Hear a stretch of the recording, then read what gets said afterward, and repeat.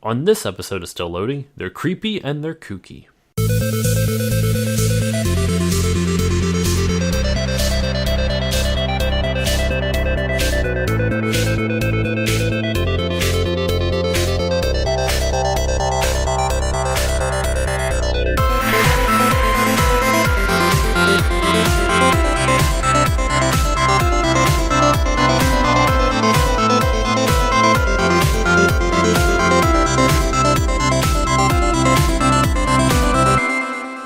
Hey guys, it's Josh and welcome back to the newest episode of Still Loading.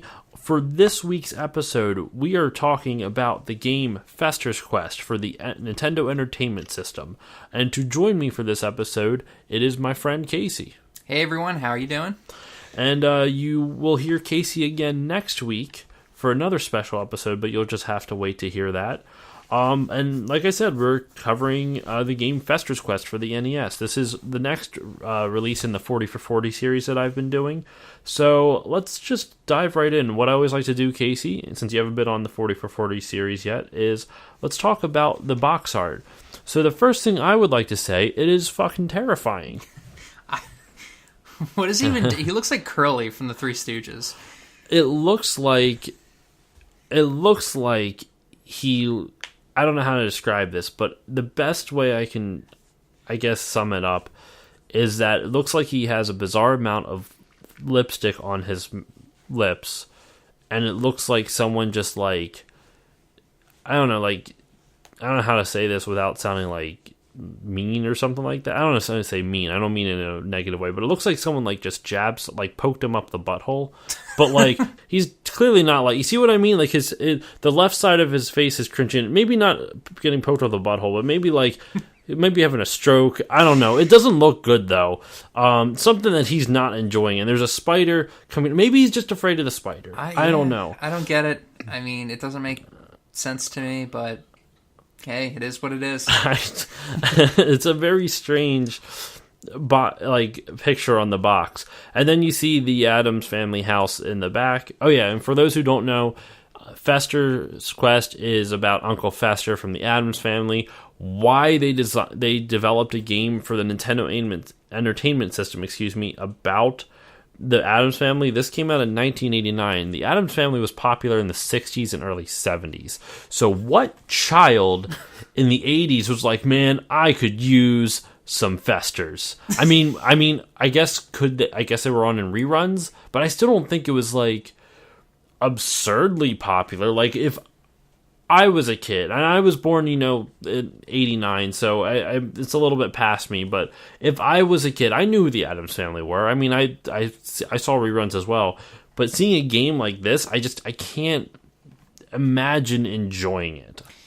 I mean, my guess is because it was a popular show back then, and because video games were basically revived after the video game crash of 83, because of the Nintendo, they wanted to cash in on it. And they clearly didn't do a very good job. I guess so. So the next thing I always like to do, Casey, is I like to read the manual as well as the back of the box. Mm-hmm. So, because generally a lot of these games, as people who've been listening know, there's not a lot to talk about with them. So I try to really spread this out and actually find some interesting things about it. So let's begin. So the back of the box says, it's just a kidnapping of an entire city by an alien UFO. Will Fester sit still for this? The quest begins. For starters, take on slime replicators, skeeters, globules, and giant scorpions. What the hell is a skeeter? I mean... I think I know. I mean, you could make that. That's not child appropriate. Your health is at stake. Well, I would hope so. What kind of a game is it if there's... Anyway, not to mention your life. Will you whip the alien bosses or will they whip you? And if I sound weird reading this, it's because the text on the box art is very hard to read because there's lightning bolts going through it. Look at, see what I mean? Oh yeah, why would they do that? It's not well designed. So the back of the box is generally pretty, it's got a kind of dark, almost a little darker than navy blue color to it, and there's orange text on the back of it. Problem is there's bright white lightning going through various portions of the text, so it makes it very difficult to be able to read it. What is the last three? I read these top three. What is this? What does the last three say? It says, "Lucky for you, this is a family affair, and what a family! Find your way." Oh yeah, you're not kidding. Find your way to thing, and help is right at hand. In trouble, just ring for Lurch. He'll give those aliens trouble with a capital L. Wait, trouble with a capital L? Yeah. Oh, for Lurch, I guess. Oh, wait. Okay, that's ridiculous. Yeah, they're trying too hard. The fate of the whole city is in your hands, and we save the worst for last. All right, so that gives us, I mean, once again, and we just played this about about 30 minutes ago or so, and we go into these games with either with very limited knowledge to it. Now, some of the games I have covered, I have played before. DuckTales from, last episode, as well as, I've played Ghosts and Goblins before, and I've played Castlevania before. So you do have, some of these games we do go in with some semblance of understanding what the mechanics and type of game it's going to be. I didn't really know what to expect for Fester's Quest, because I did watch the AVGN video a while ago, but it's been a good number of years since that game, or since that video. So let's see what the game manual has to say about it. The game story. The Addams family are not very strange. It's a bold-faced lie, but are not very strange. In fact, they are quite smart. Why does that? Those two aren't. They're not. There's no correlation. Yeah, there's no correlation. They're not mutually exclusive. Right. You can be strange and smart at the same. Whatever. That's usually the common thing. Yeah. You see, it was Mama who always warned of the alien UFO coming to invade their city. All the other Addams thought she was crazy, but Mama, using her crystal ball, put a protective spell on the Addams family house. As Uncle Fester was moonbathing one night, the fabled UFO appeared and beamed all the people in the town up. When the aliens scanned the Addams house for life forms, they found none, thanks to Mama's spell. It is Gomez who must protect the Addams house, so Fester took his trusty gun and set out on a quest to rescue all the townspeople from the alien UFO. Now, I'm expecting you to comments on this, but maybe Casey. Did Fester have a gun in the show? I watched this 5 times. I don't remember it. I couldn't tell you. I don't think he did. I never really watched it, but I'm gonna assume no, he did not. It's such a. Anyway, outside street scene, as it says as the header for this. As Fester goes about his mission, he will find several houses and buildings which he may enter to gain useful items from. Sorry, that was just a weird sentence. Gain useful items from. Also, along the way are various enemy creatures which Fester must destroy. Some creatures will turn into useful items when destroyed. Or useful items when destroyed. Sorry, the sentence structure, I feel like they're going on to some other point and then they just stop. It's always I feel like the sentence, it's not short. It's not an abrupt. It's just abrupt in my opinion. I feel like they could have added more to the sentence. Anyway, and my grammar's shit, so don't take my advice for this anyway. In order to reach all parts of the outside street areas, you must enter the underground via a stairway or sewer cover. And then it goes into underground sewer covers and blah, blah, blah. So, reading through this, I actually read through this a little bit after we played. Like I said, we go in with no idea of it. I was unaware of this, but because there's game hints. Make sure to pick up all items to get fully stocked. Understandable, right? Use a turbo type of joystick for rapid fire. That would have been nice. I mean, I don't have a turbo one, but with rapid fire joystick, you can shoot and destroy the slime replicator. What a lame name for an enemy. But the one that always surprised me, remember, avoid red gun and whip items. I did not know that. Apparently those will power down your weapon. Oh. I mean, I guess it would make sense, red bad, blue good, but that's not shown at all. Nope. Through the gameplay. But alright, so let's get into the gameplay then. So, in your opinion, did you like it?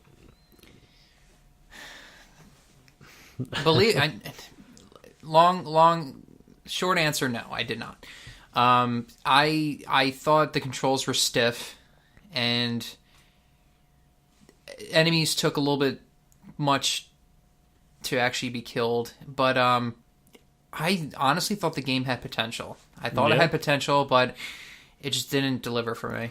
I was surprised with the controls. I actually didn't mind them as much as you did. What I did complain about, my big complaint with the controls is not necessarily the controls, excuse me, but the fact that when you shoot, it's not shooting from the center of Fester. It's a little bit to your left, his right. Right. Mm-hmm. And it bothers me because whenever you face different angles, you have to adjust for that. Now, what is cool, they do kind of compensate later on. If you upgrade the gun enough, then it's no longer just shooting a straight bullet line. As you saw when I was playing, we got an upgrade to do kind of like a zigzag wave type of thing. And the thing is too, because he's holding the gun in the center of his body, it would make sense for it to shoot in the center. But strangely enough, it's a little bit to his right or our left, and vice versa. Well, I wouldn't say it's in his center. He's holding it on his hip, so that's why it's to his right or left or whatever. Right, that makes sense. But it is weird that because most times you would just have it like center, like you see in almost every other video game with a shooting mechanic. So no, I just wasn't I didn't like that. That was my biggest complaint. I guess the other part is that it doesn't really give you a lot of direction, but to its credit, without any prior knowledge, I was able to kind of figure out some stuff just through trial and error in a relatively short amount of time. Right. Now, luckily, this is the type of game where you can actually do that kind of thing and get far ahead just by playing around with it, like you said, by trial and error. Luckily, it's not as difficult as Castlevania 2 Simon's Quest, where you have to do like the most ridiculous things that no one would ever think about. It's very what is it, esoteric. Absolutely. Which I was very proud of myself. That's my new vocab word of the week. For those who don't know, and that's not me. I'm not describing this for those who to make me sound smart. I literally did not know what it meant up until this week, and it means something. It's a concept that would be understood by very few. Very few. So, yeah. Do you watch Family Guy at all? Not frequently anymore. I used to though. Gotcha. There was this one scene where Peter wanted to sound smart, I think it was, and then Lois is on like, "Oh, Peter, that's very esoteric," and he's like, "Lois, esoteric is not a food." So it just reminded me of that right now. Oh my god, that's really good. I'm trying to. There's something else that reminds me of that type of joke where someone doesn't understand, like, I don't know, like a vocab word or something. I don't know. My other favorite vocab word, I never use it in like any type of normal semblance of a sentence or social gatherings or anything like that, but it's defenestrate, and it means to throw out a window. So if I defenestrate you, I am throwing you out a window. Yeah, I don't know. Never heard that. It sounds like castrate, so it makes puts a lot of people on edge because obviously no one wants to be castrated. No. But defenestrate, it means to throw out a window. And funny story about that. I don't care if this does have anything to do with Fester's Quest. I like this story. I was working at a grocery store at the time, and my friends and I were all talking about, like, because one of the conversation things I always like to bring up with friends is like, what's that one vocab word? Everyone has that one vocab word they like to rock someone with. Be like, look how smart I am. You know? Mine is apparently now esoteric, and in any case, so I was talking about defenestrate because it was that one too. Ubiquitous is another good word. Oh yeah, that's don't tell me that's all over the place. Not kind of like ever common. So like Mario is ubiquitous for video games. It's ever found, ever present, whatever. But in any case. So we're talking about that, and I talk about defenestrate, and they laugh at it like, who would ever use that in an actual real life situation? I'm like, I don't know, just say throw out a window. It's easier than saying defenestrate. So we're done our shift though, and we're walking out, and we're just talking, and two random guys come up to us and go, "Hey, do you know what the word defenestrate means?" And the three of us look at each other. We just start laughing. We're like, yeah, it means to throw out a window. And he turns to his friend, just points in his face, goes, "Ha! Fuck you!" and just walks off. Holy and that's crap. The whole thing. What are the odds? I know, right? Oh my god, I was laughing. We still laugh about that. Like, it was just so random. Well, I mean, honestly, I wanted to defenestrate this game after playing it. I don't believe it. And bringing us back to the game then, so we can defenestrate. What is interesting though is the way the game works. So other than it's just pretty much it's a top-down shooter. Apparently there is some. I watched a playthrough of it afterwards. There's like a 3D like hallway thing, which is kind of cool. Mm-hmm. there is here. I can show you a picture of it real quick, but it's very like old school 3D. Like it's not true 3D. It's just different images on the screen that it brings up, but it makes you feel like you're going down a 3D hallway, which is kind of cool. Which some NES games do, but not many. Yeah, I think Swords and Serpents is a game that does this, if I'm not mistaken. Okay. I haven't played that one, so... Yeah, I think Friday the 13th is another one. Oh, well, I'm pretty sure that one was by Sunsoft as well. I could be... No. I think that was LJN. That was LJN. Yeah, the lovely LJN. As made famous by AVGN. Yep. But, all right, so... what's cool, though, is as you defeat enemies, you pick up different items, and those items can be used for various things to unlock. You get keys to unlock doors, and each door you unlock, it leads you to a different member of the Addams Family, or like from the cast of the show, and they give you different items. So, like, the first time you unlock a door, Pugsley gives you a bunch of TNT. Wednesday, Addams will give you a vice grip, which I don't know what it's for, but you get a vice grip. And you get other items such like you can get other things such as that. Items you can get from regular enemies are things like money, which I guess you can use to buy hot dogs from the hot dog stands, or I believe refresh your health. I was at full health when I was using it, but it would make the most sense. And then you can also get light bulbs to illuminate the dark sewers. Yeah. And I actually kind of like the control screen. So you hit start to look at the item screen. You move the cursor around, and when you hit start again, that's the item that's now... Whatever item the cursor was left on is now assigned to the A button. So you hit the A button to do that, and B will shoot. So, and yeah, there's not... I actually liked the mechanics of it, but there wasn't much else to it. I mean, what was your impressions of was it satisfying to kill the enemies at least? Yeah, definitely that. Like I said, the only qualm that I have is sometimes it takes way too long to kill an enemy, unnecessarily long. But it's one of those games too, just like any other NES game, where I bet it takes like 40 minutes to an hour to beat, but because it's very difficult. The playthrough I watched was about an hour long. Yeah.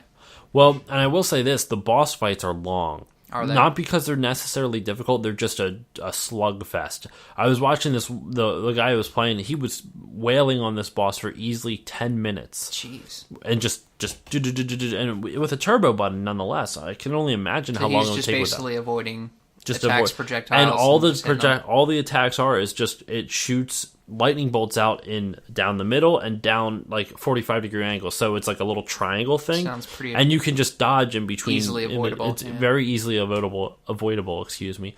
The only times it isn't is when he gets up close to the edge of the screen, so you're kind of backed up into a corner. So you kind of have to kite him around, it looks like. But I don't know if you kite the boss around, because I didn't get up to that boss, so I just watched the playthrough.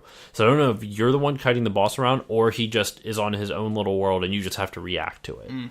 So I don't know if you're creating his moves or you're just reacting to his, but... so there's really not much to it. In terms of the graphics are fine. They're nothing special. They're not the ugliest I've seen on the NES, but they're also nowhere near the nicest. Truth. Yeah, it's pretty much the standard at that point. Well, if you think about 89, that's when Super Mario Bros. 3 came out. Yeah. At least in America. But Mario Bros. 3 also was running on an additional chip in the NES cartridge. Truth. Yeah, there are a lot of factors to take into consideration, but overall, I'm kind of with you there. I mean, we were just discussing the music, and the music's really not that bad. It gets caught.